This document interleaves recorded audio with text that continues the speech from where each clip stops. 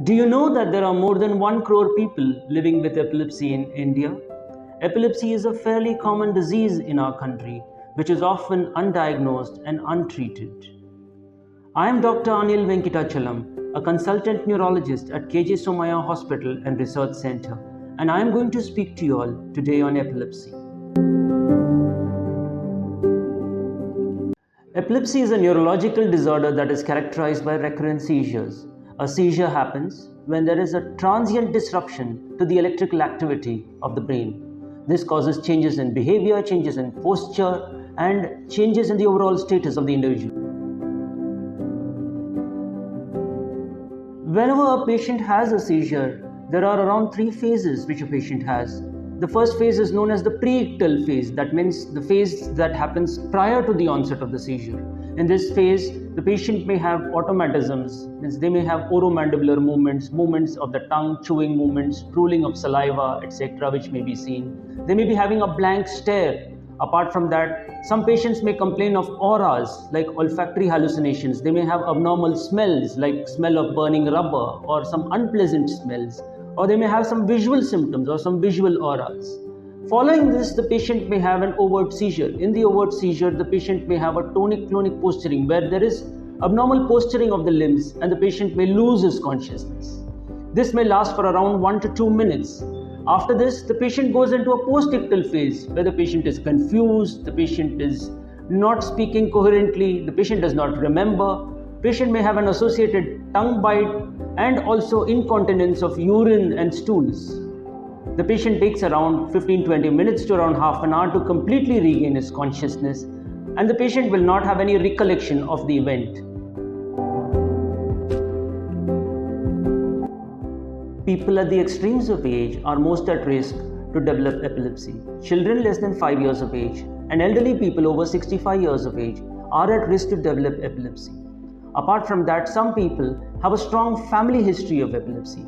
They may have multiple members in their family who are affected with epilepsy. People who have history of brain injury, brain trauma, people who have history of brain infections are also at risk to develop epilepsy. People who have history of stroke and brain tumors are also at risk to develop epilepsy. Apart from this, there are certain drugs and certain medications which can trigger seizures in epilepsy. People who consume chronic amounts of alcohol daily are also at risk to develop epilepsy. Unfortunately, there are many myths associated with epilepsy. Some people believe that epilepsy is a contagious disease. Some people also believe that epilepsy is associated with mental illness or intellectual disability. Some people also believe that the patient is in pain during the seizure. Some people also believe that you should try and stop the seizure by putting something in the mouth, or you try to restrain the patient when the patient is having a seizure. Some people also believe a patient who has epilepsy cannot function normally and he may have seizures all the time. All these are myths associated with epilepsy, and none of these are true in a case of an epileptic patient. Today, good treatment options are available to treat patients with epilepsy. Good medications are available. You will have to see a neurologist in order to get yourself treated for epilepsy. Once the neurologist sees a patient, he assesses the patient and he will decide to start the patient on an anti-epileptic medication. There are very good medications available which help to control the seizures. The choice of the anti-epileptic solely depends on the type of seizures, and the neurologist will decide what medication is to be given for the patient. Some patients, however, have recurrent seizures despite being on medication. Such patients may be good candidates for surgical intervention. Again, there are higher centers of excellence available which treat patients with epilepsy, and surgical treatment options are available for these patients. Apart from that, patient needs to make good lifestyle changes, like patient needs to avoid stress, sleep at least for around 6 to 8 hours a day. Sleep deprivation is a very big trigger for epilepsy. Emotional disturbance is another trigger for epilepsy.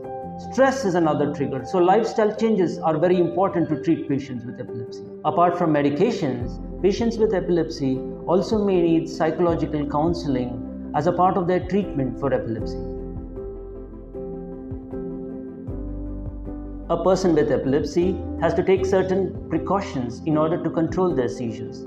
It is very important to take the medications on time in order to control the seizures.